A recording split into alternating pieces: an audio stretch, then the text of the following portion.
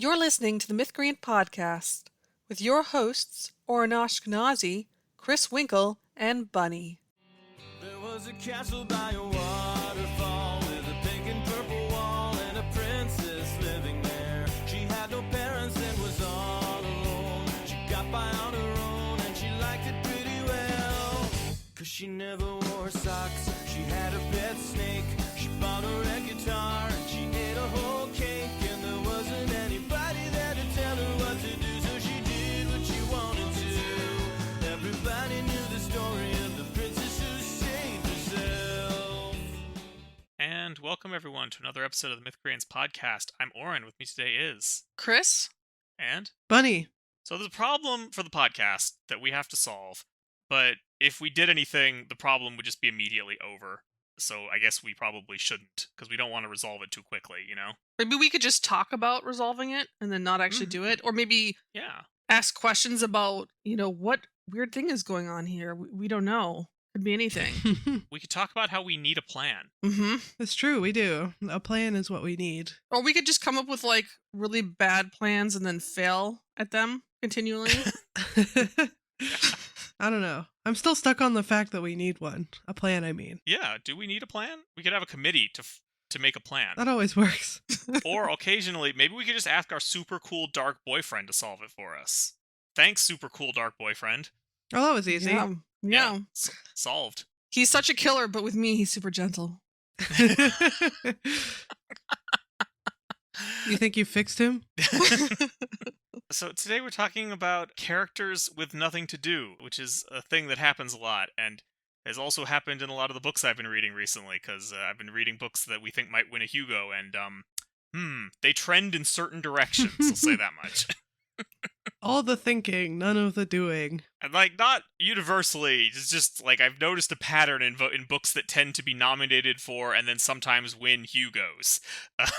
Look, it's actually not hard to write a book where characters, do nothing and just, philosophize all the time. It's just not very good, and that's why people don't do that. Yeah, it turns out that's really boring. I don't know. I can also make up a fake philosophy and then talk about it for chapters upon end. Anyway. All right, so the first thing is we should talk about why do we end up with books where the main character just has nothing to do. Not just books, occasionally TV shows and movies too. It's, we don't discriminate here. I feel like it is less likely to happen in something like a movie, though. A movie doesn't have very much time, so yeah. If the character has nothing to do with a movie, it has really failed. I'm not saying that can't happen. I think in TV shows where there's usually more time pressure to come up with more material and less, there's more constraints for how many characters they have to include and whether those characters come back or not and how many episodes they have to produce. And I think it's just easier to happen on a TV show than a movie. I'm not going to say it couldn't happen in a movie. Yeah, I would say that it is sort of, just based on my experience, it is least likely to happen in a movie, more likely in a TV show, and quite likely in novels. Because, just the more time constraints you're under, the less likely you are to have your character hanging around for long periods of time, just, musing about things. I think the version of a character doing nothing, or who has nothing to do, that's ubiquitous across these three mediums, is the kind where the main character just kind of runs after someone else who's doing the things, in which case things are happening. But this character has nothing to do. Yeah, there are things occurring. I mean, Twilight's a movie, right? Not just a book, so it has the same problem that the book does. So there's something is just about the time commitment, but often the reason is that there's just not really a plot. Or there's not enough plot, the plot is really thin. So, if the main character did anything, the plot would immediately be over. There's, only one thing to do. Yeah. If the plot is not, if it's a mystery that's too easy to solve, for instance, would be, or just it's too easy to solve, period. Yeah. I think the issue in Wolfpack, which is a TV show where, it's got 14 wolves that just, twiddle their thumbs until episode 7 out of 8, which is a really long time. And there's several reasons for that. But one of the reasons is if, again, miscommunication is not really a good obstacle when you have high stakes story.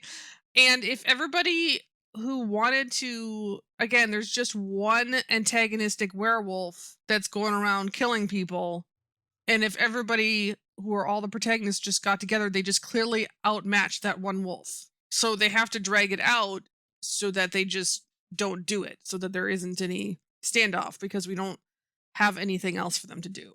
Have fewer wolves. That's our advice to storytellers. Just not as many wolves, please. There are too many wolves.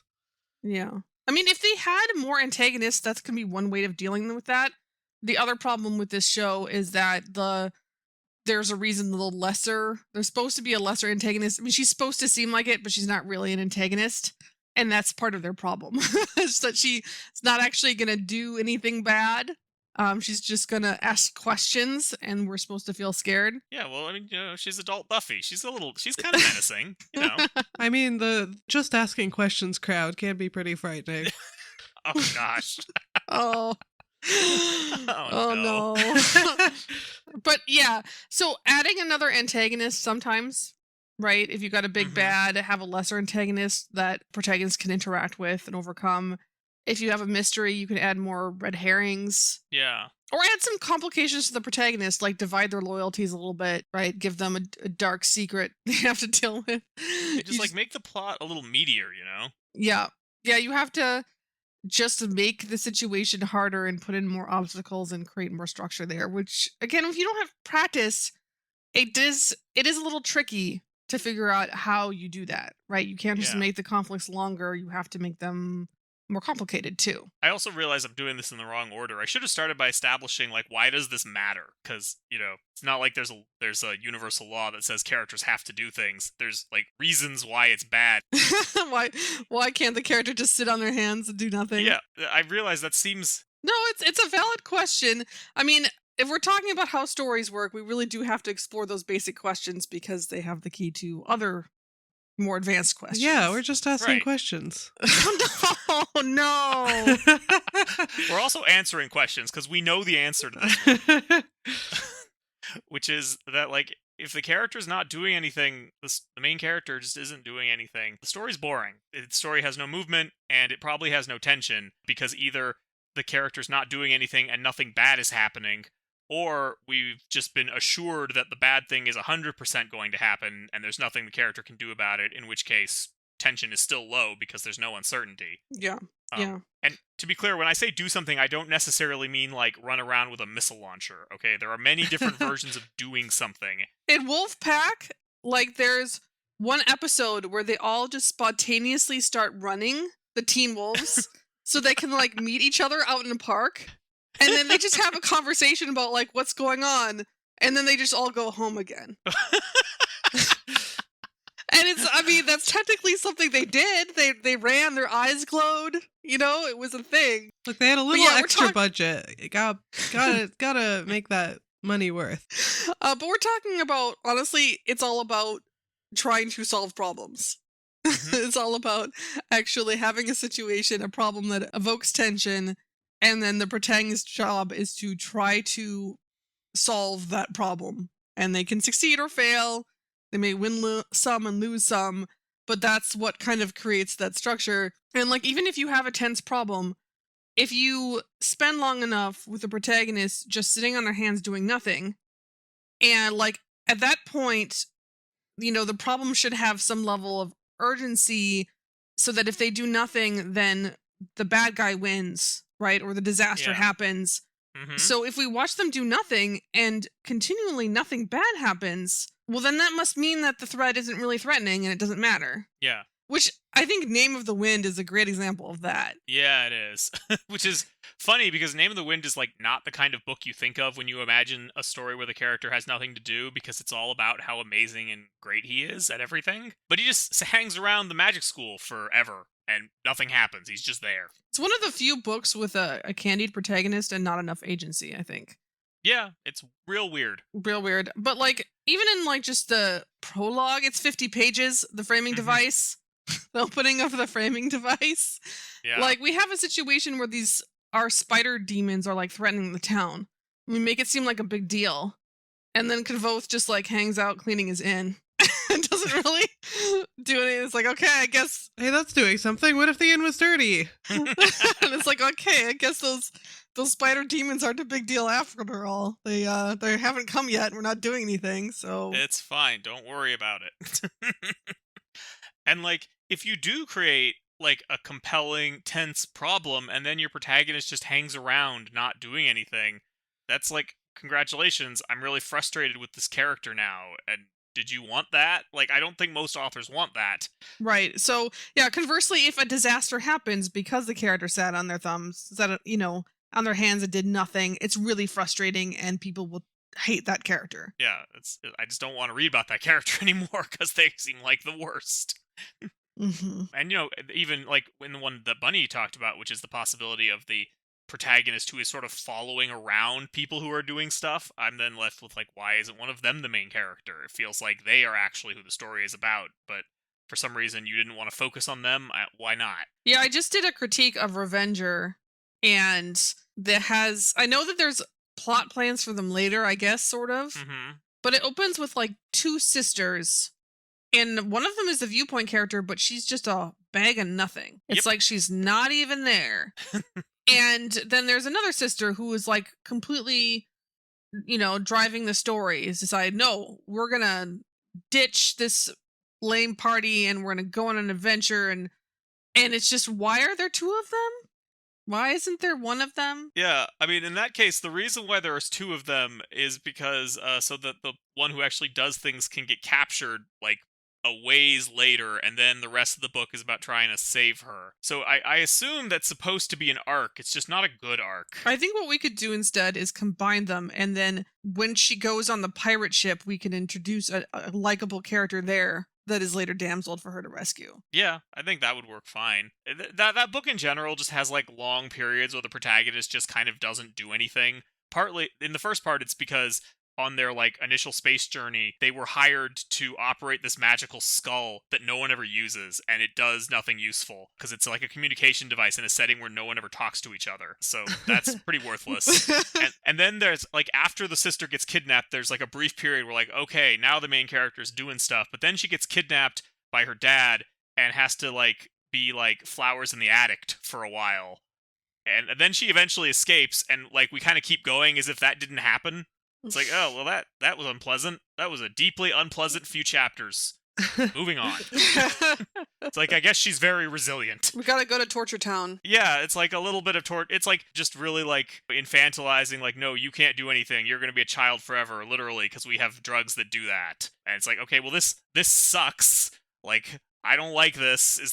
Where are we going with this? And the answer is we're eventually going to get back to the original plot. We're going nowhere. We're going to forget it ever happened. Yeah, and it's, so it's just kind of a mess. Mm-hmm. Yeah. I mean, sounds like partly like the issue of having a protagonist that just doesn't have any way to contribute, right? It's like when you have a normie who's surrounded by like all these great heroes, and you're like, wait, how do they make a difference as a normie? And we talked about this a bit in our agency episode, and it has a variety of solutions. You can give them a special power. Is just one of the better ones. Get rid of some of the powerful allies or make them less powerful. Send the protagonist off on their own. You can create like problems that are like uniquely tailored for like the protagonist's background or where they come from or other things, but you have to think about how big are those problems, how much of the story are they going to take up, because if you have one solution that lasts for multiple problems, that's the best. I definitely had the like character who's supposedly the main character running around after another character problem with a graphic novel I read recently, which is also a webcomic. I think you can read it all for free. It's called Kochab or Kochab, I'm not sure, which is just, it's a gorgeously illustrated, just beautiful graphic novel. And man, does it need that beautiful drawing because the plot is pretty thin. The plot is... It's a good thing you're pretty, webcomic. Yeah, webcomic should smile more. Oh, no. Again, great art style. I can't recommend looking at the pretty drawings enough. Yeah, it's very pretty. I'm looking at it right now. Yeah, it's like, wow, it's really pretty. Gorgeous. It's gorgeous. Yes, I have a signed copy of the book. It's very pretty. Oh, now they're kissing. Oh, wow. They do kiss. Anyway, they do have a smooch. Spoilers. But the plot is. It starts with Sonia, who's the one in like furs and stuff, skiing away from her village, and she goes too deep in the woods and her skis break, and she stumbles upon this magical palace, and inside she accidentally awakens Kira, who's like a fire spirit. And then the book is mainly about Sonia following Kira around as Kira grumpily tidies up the palace. Like Sonia can't even get too far from her because she like needs to be nearby to stay warm because it's like the icy depths of winter, and she can't even help with the tidying. Kira just kind of waves and magics the rooms into being nice and tidy and nice. Like furnished That's again. Convenient. Yeah, and like I think the intention of the book is that Kira is opening up after having experienced a tragedy with the last mortal she fell in love with, and I think the author thought that was enough, like their banter and stuff as this all is going on, to keep the plot moving, but it was very ponderous. Yeah, it's hard to deal with those stories where the storyteller only wants to focus on the healing and doesn't want to focus on any actual problems, right? It's like you can have a story about healing, but if it's only healing and we don't have any like way to create tension or structure, then it does become a very slow story. And then at the end we have like a very sudden like, oh, the ice spirits are now busting into Kochab, and Kira fights them, and they don't even notice Sonia, which, yeah, of course not. It's a big spirit battle. Sudden burst of violence at the end. Every freaking time. Yeah, pretty much. And I mean, okay, again, I see what the author is doing. We want Kira to eventually leave the palace because she's, like, self-isolating or whatever. It's a metaphor. But, like, yeah. Please, I like Sonia.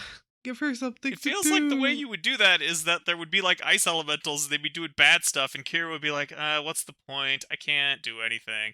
And Sonya would be like, well, then I'll stop them and go out and, like, fight the ice elementals. And then the ice elementals are going to do a murder on her. And then Kira's like, oh, no, actually, I do care about something. And then, uses her powers, right? That feels like that's how you would do that ending. I don't know. Maybe that's basic. Yeah, I don't know. In this case, the ice elementals, they bust in and they're like, thanks, Sonya, for distracting Kira. Now we can wreak havoc, and then they battle. Yeah, I would not have done it that way. Yeah, I do notice that this page has like animated snow falling. So for the print version, do they like send you a new page every day to like put in and with the snow in a slightly different position? Oh, not every day. It's every couple minutes. Oh, fair enough. You gotta that's flip good through service. it like a flip book. Yeah. The one that I find interesting is when the author creates a problem that is too big for the characters to realistically do anything about, and then we just kind of hang around until some late point in the story when something happens and now we can deal with it. Like 100,000 Kingdoms?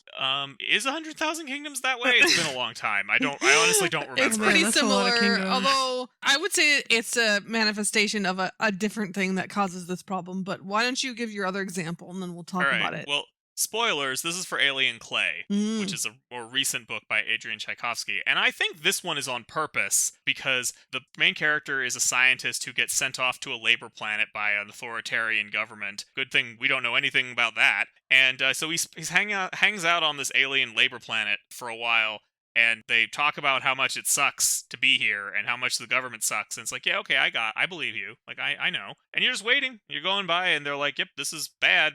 And they're hanging out, and then eventually, like near the end, big spoilers, they become a hive mind because of the life forms on the planet, and then they defeat the bad guys super easy, barely an inconvenience, because they're a hive mind now, which is good, I think. We're supposed to think that this is good, and that anyone who isn't evil would love this. It's Borg propaganda. Yeah, it's like, no, sorry guys, I don't want this. I think that's a little spooky. There's a lot of people who aren't evil who I don't want to be in a hive mind with.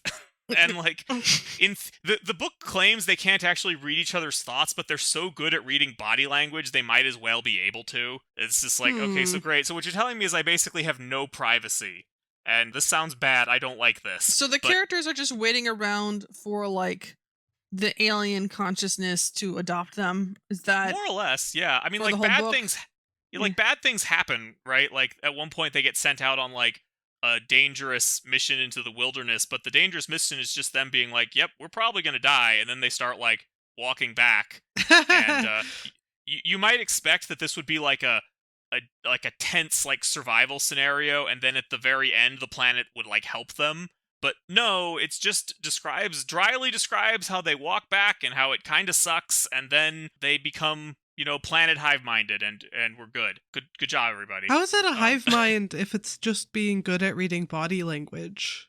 Like, I thought the hive mind is meant to be like the mind part? So the story is kind of vague about the terminology. I'm using the term hive mind. It doesn't use that term. I'm using that term because that's how they act. Like, they act like they're all in sync. They're all perfectly coordinated. They can all tell what each other is going to do. To my mind, that's a hive mind. Whether or not they officially have telepathy or not, it's because they all have, like, alien spores and stuff in them. And it's just, it's a little weird. And it's like, at the end, it's like the message is bad because the message is basically you can't defeat authoritarianism without alien help, which is like a weird message for 2025, friendo. I don't like it.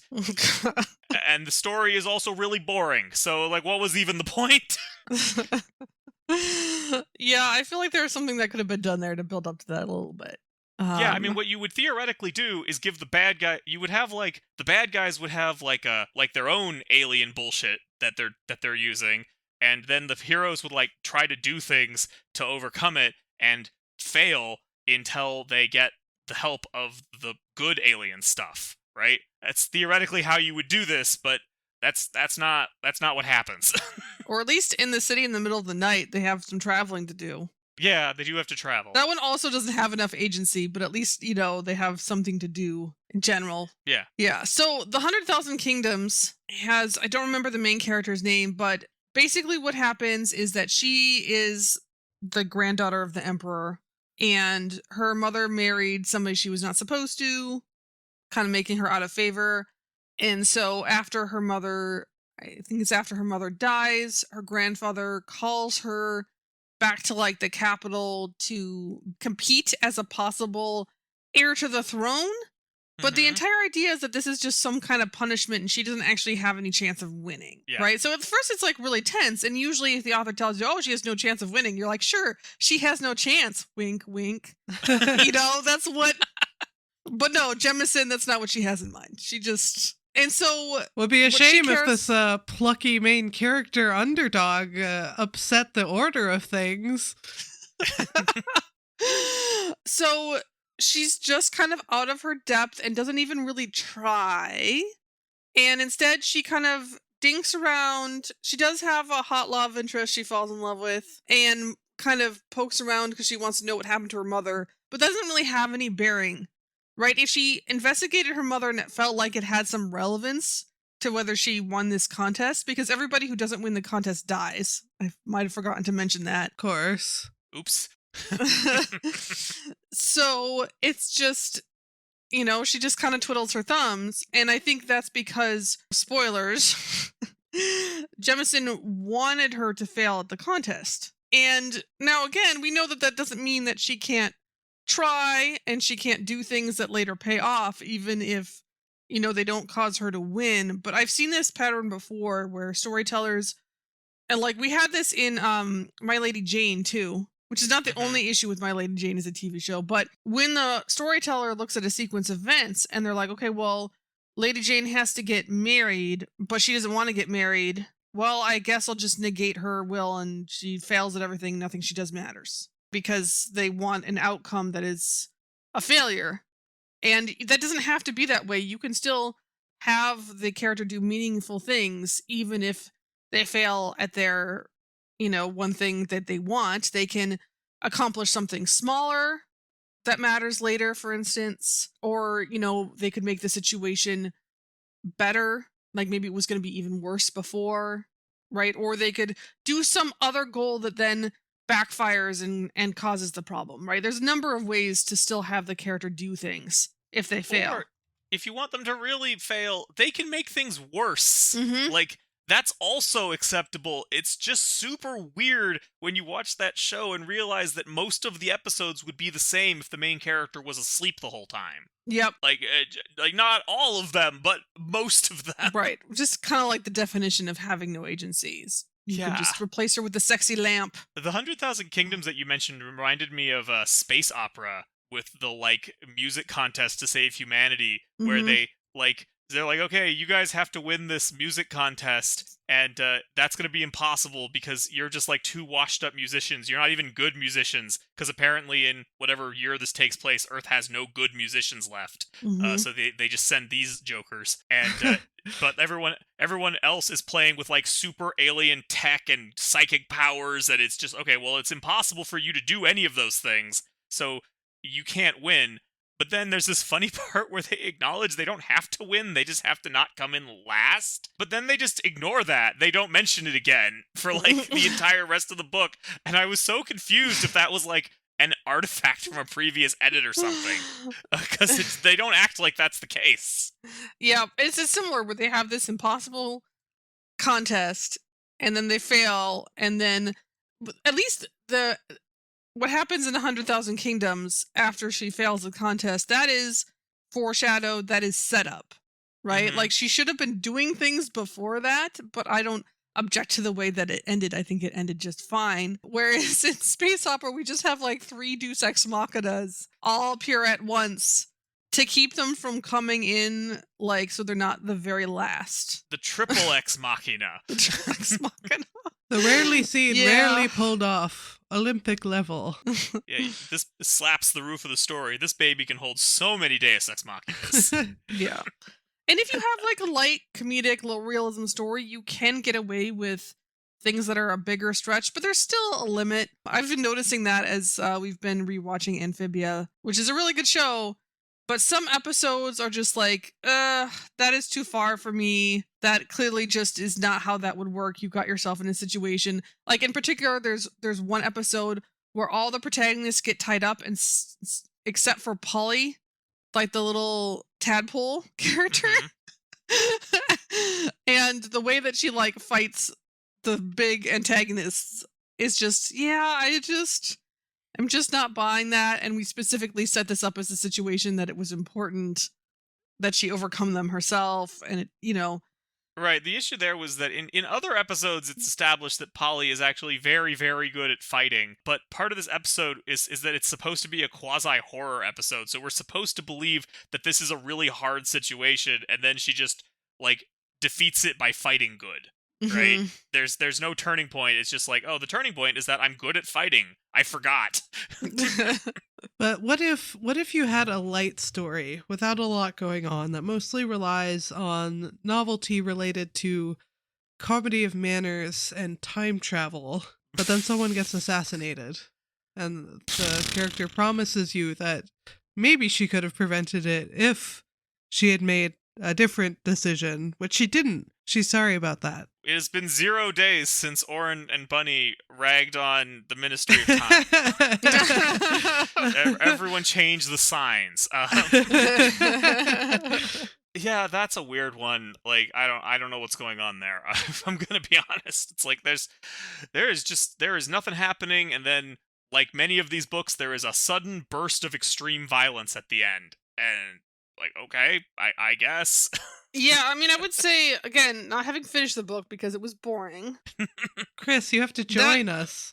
That's one that feels like it only marginally has a through line. Like, I guess there are some, like, very silly antagonists that show up later. Yeah, I mean, sort of. It's really hard for me to call that a through line, right? It's like, I guess the through line They're is... around. I guess what we're supposed to think is that the through line is whether or not the love interest guy will be evil.